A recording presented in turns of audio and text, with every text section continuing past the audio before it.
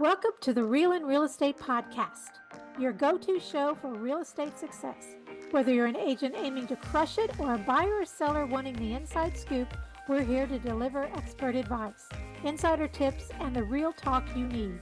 Each episode, we chat with top industry pros to give you the facts, strategies, and inspiration you need to thrive in this business.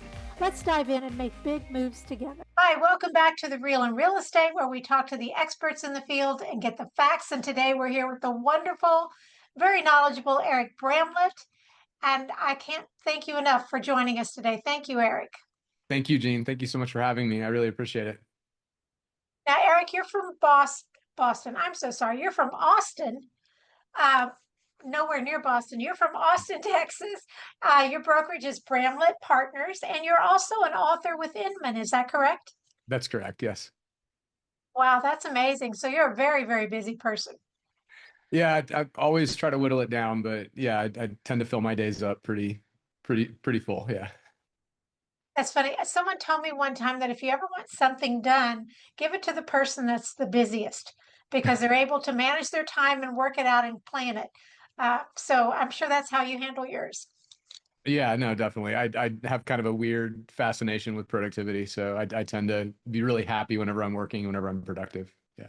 Well, that's a good fascination. So, well, today we're going to talk about agentic AI. I mean, everybody talks about AI, but I want to hear about agentic AI, what it is, how you deal with it, what you do with it. Tell us everything you know. Yeah, I mean, kind of a broad topic and broad subject. So, AI has obviously been it's been in the narrative for a while now. I mean, with Yes. ChatGPT and yeah, call it 2022, whenever it was released, everybody really became obsessed with it. I was one of them, and that's generative AI. So it's effectively like a Google replacement. It's really good at analyzing data. So for real estate agents, I mean, the most obvious was like writing property descriptions, or agents Right. began uploading data to it and saying like, hey, can you help me put together a comparative market analysis, or can you help me explain this market analysis? And those are great use cases for it. But now things have moved into agentic AI, and you'll hear people talk about agentic AI quite a bit. You want to think of agentic AI as with that word agent, right? So Right. you'll have specialized agents that you can deploy to do tasks for you.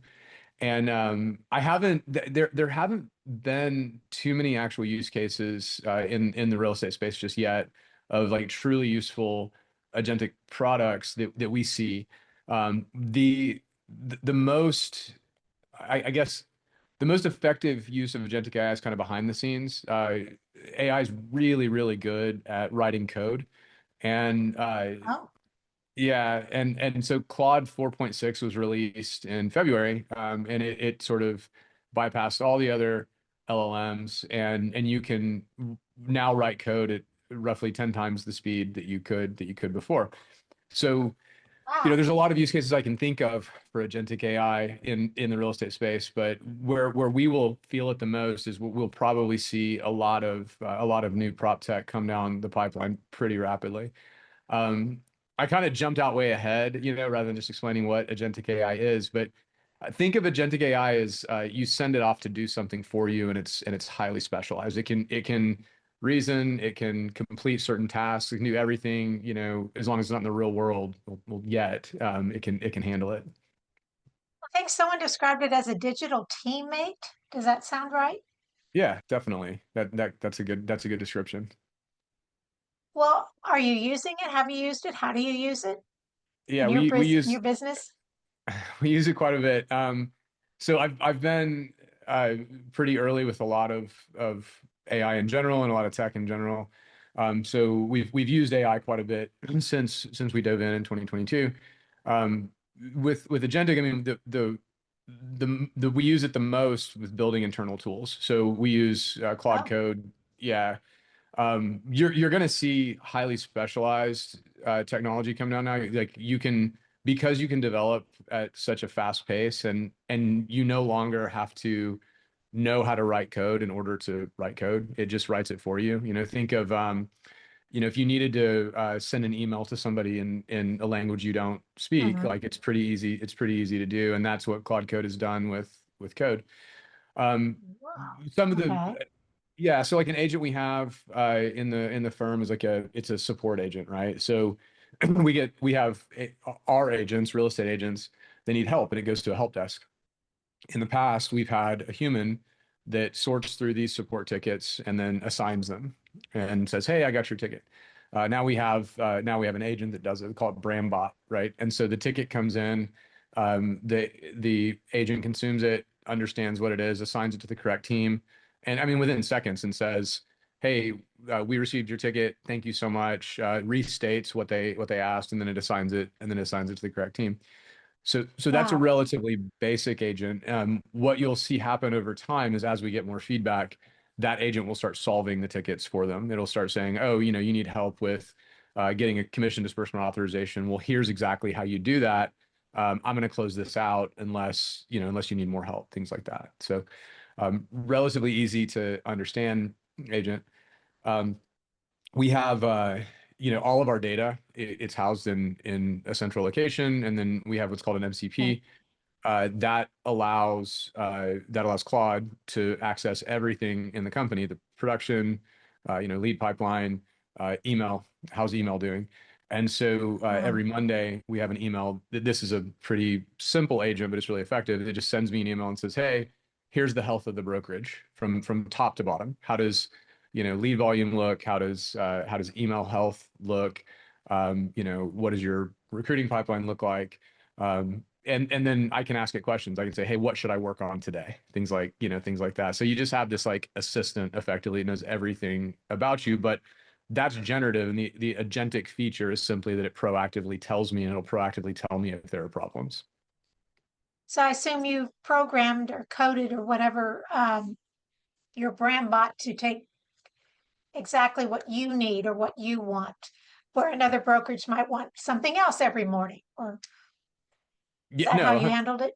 100%. Yeah. And that's Okay. that will be the biggest shift that we see is that for the past 20 years with SaaS, it's been a one size fits all, and then you try to customize, right? So you have like Yeah. Salesforce, and then you pay somebody to customize it for you, or you customize it and you try to build it to be as custom as you can, but it's not that custom. It's pretty homogenous.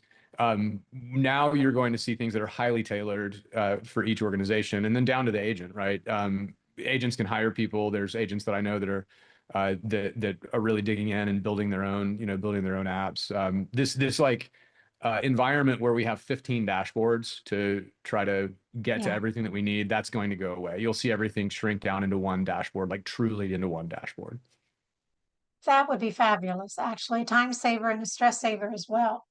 So Yeah. how long have you been involved in this or In using real this? Yeah, so real estate for 23 years. In like agentic AI, I probably got started about a year ago. It was a little less mature at the time.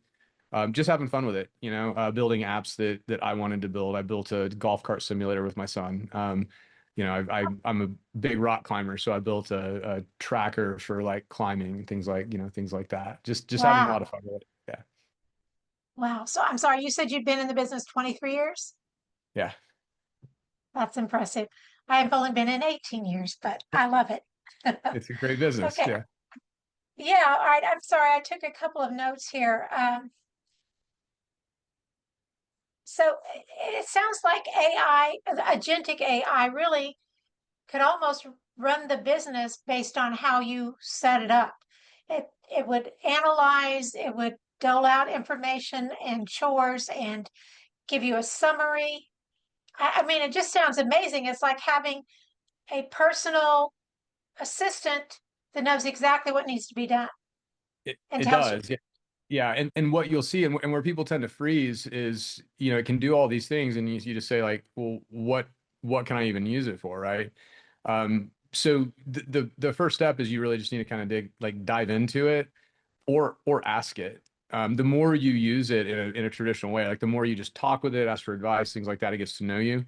And then you can ask it like how I'm a big fan of Claude, for example, and Claude Cowork that's their agentic feature. You can my favorite feature for Claude Cowork is do you know how it's a real pain to cancel subscriptions?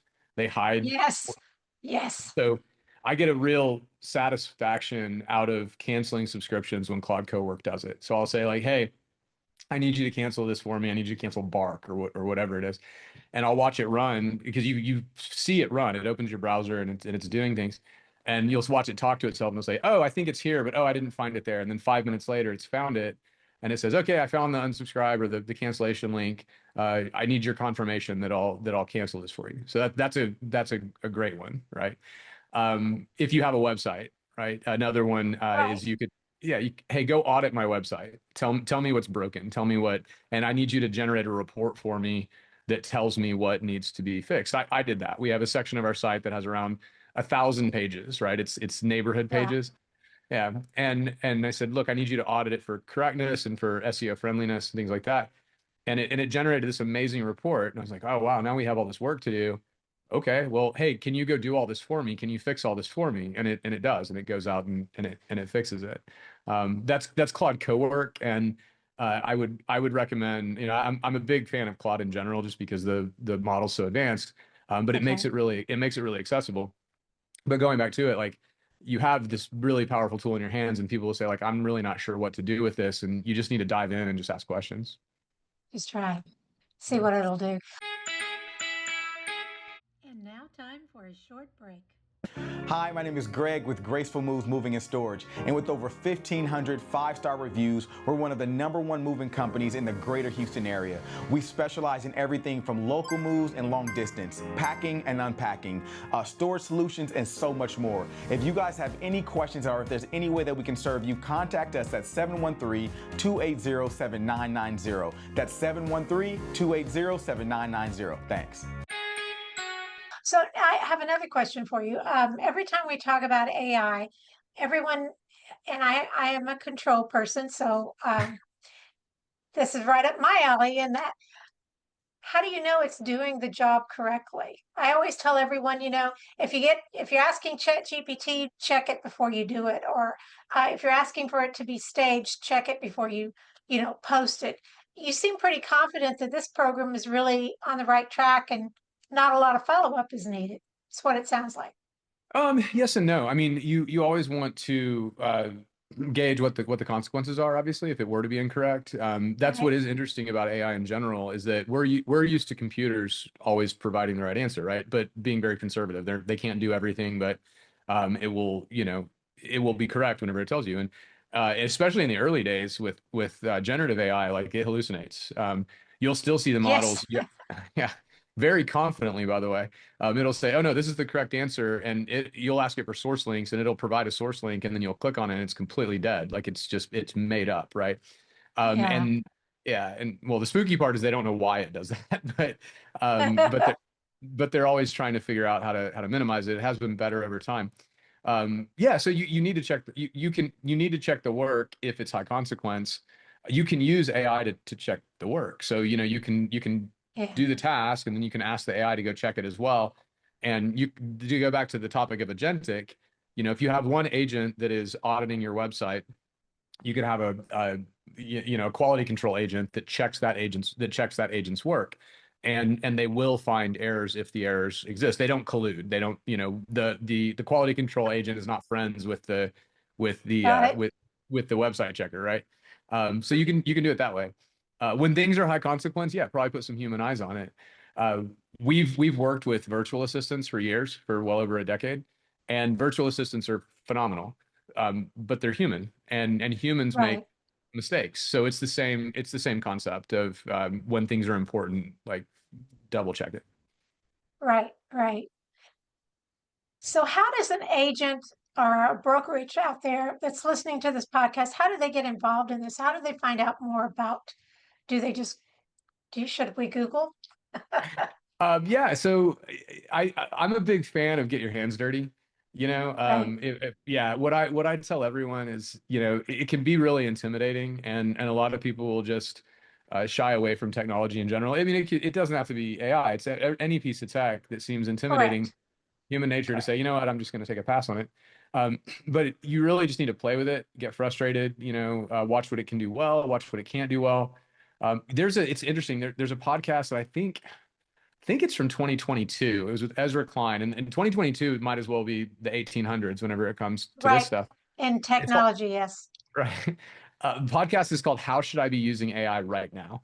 And it's a podcast that I recommend to anybody. The advice that he gives then, which we're talking about generative then, not agentic, is to pick a tool, pay for it. You'll get really frustrated if you try to use the free tools with any sort of with any sort of use.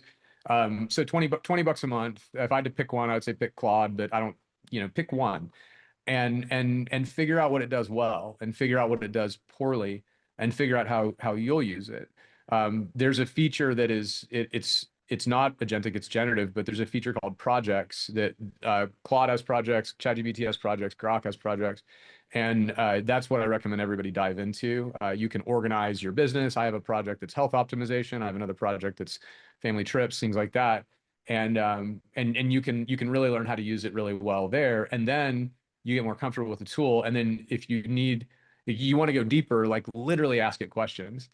Do you remember back in the mid 2000s, whenever people would still ask you for directions, and you're like, well, I'm just going to go look this up. Like, why did they not just go look it up? So I find myself doing that a lot with AI questions, where I'll email a friend, hey, what do you think I had to do? And then I'm like, oh, I'll email them back and say, oh, I'm sorry, I just went ahead and asked Claude, and it got the answer for me. So the answer is all right there. It's just a matter of digging into it. Wow, that's fascinating. Well, what else we've not talked? I know we've just scratched the surface here, but what else do you want to talk about for Agentic's AI? What do we need to know? Well, one thing I would tell everybody is that you don't need to be fearful of it. We're pretty lucky in that we're unlikely to be highly impacted by this in terms of, will we see the agent count go down or anything like that? The more closely connected your industry is to the real world, like the real world, the safer you are, and the more emotional intelligence is important for your industry, the safer you are. And so we obviously are, in the real world, opening doors, putting houses on the market, and emotional intelligence is incredibly important in our line of work. So Yes. you're unlikely to see many people decide to use AI to sell their house. So there's the same folks that would have, done it themselves in the 80s are going to use AI to sell their houses. But you will see some agents with either more free time on their hands or that are selling more houses in the same amount of time that are just operating really, really efficiently because of this. And that's because they found these kind of mundane tasks that they've been able to hand off. So, auditing a website, things like that. I find myself like actually completing a lot of tasks that probably would have not been completed a long time ago. It would have been one of those things that, sat at the very bottom of the to-do list for months and then just finally just went away. Now there's time to get it all done. And that's how it'll impact us the most. Well, I know there have been several. I'm involved with a few committees through the state here, and people were saying, some people, not very many, why do we even need to know contracts anymore or know the rules of real estate anymore? Because all we need to do is ask AI. Now, in my opinion, there's a lot more to it than just black and white paperwork. And I think you just touched on that. I mean, it's got to have a human touch. It's got to have a human mind. We're dealing with people. It's not one computer talking to another computer. What's your take on that? Yeah. So, I mean, it's a problem, I think, that we'll have to figure out how to solve at some point in time. The comparison is in the legal profession. You really don't need entry level lawyers. I mean, it hasn't happened yet, but that's likely to happen. Or you need far fewer paralegals. And so the question becomes like, how do you become, a really old, great attorney if you were never an entry level attorney, right? And so it's the same. Yeah, it's the same concept here. I mean, a brand new agent could certainly go, feed a contract into, any LLM and say, write it for me, and it would do it. That agent's not going to fundamentally understand the contract, and that agent is doing himself a disservice if that's how they operate. So yeah, I mean, I agree with the folks that say you don't need to do it anymore because you don't. But I also disagree with them because you need that level of understanding. You can't just Right. go out in the world and fake it, until you make it or whatever. I hate that saying. So yeah, it'll be something we'll have to get past. And I can go on and on about this. I mean, the field of engineering, right? Like, they're testing them now in class, like they're writing essays in class because they can no longer, if the students are home, then they can rest relatively assured that they're just using AI. Yeah. So yeah, Yeah. every technology brings a lot of opportunity and a lot of challenges, and that's one of the challenges. Wasn't that interesting that we went from classroom to virtual, and now we may have to go back to classroom? Yeah, definitely. Definitely. Full circle, so to speak, right? Yeah. So you've been using this program or this process for a couple of years, and I think it's something that I'm very excited about exploring and working on and getting into. Uh, any words of wisdom to somebody just starting out with this? I know you said just dig in and ask questions. Any other helpful Yeah. hints? Yeah. I mean, dig in, ask questions. Don't be afraid of it. Don't be afraid of it in multiple ways. Don't be afraid to use it. Don't be afraid to try it out, and don't be afraid that you're going to get left in the dust if you don't immediately adopt. I think this is highly interesting to me, and I love it. And so I spend far too much time on it. I probably lean into too much time where I should be focusing time on other things. Other folks often feel like they're not putting enough time on it. And I think that if you are making sure you're familiar with it and making sure that you know how to use it, that you're doing just fine. Like don't be intimidated by a lot of the experts. You're going to hear a lot of people use a lot of really intimidating language that they want to use to try to, I don't know, make themselves feel superior or whatnot. And don't worry about it. It's going to be okay. The agents that are going to win are the agents that continue to use the best technology we have, which is a telephone, picking up the phone, calling your clients, texting your Yes. clients. Yeah, AI can't do that for us. Even it might try. You're going to No. hear lots of people say it can. It can't. You need to have real connection with people. AI certainly can't take your clients to coffee. Do that, and you're gonna come out ahead.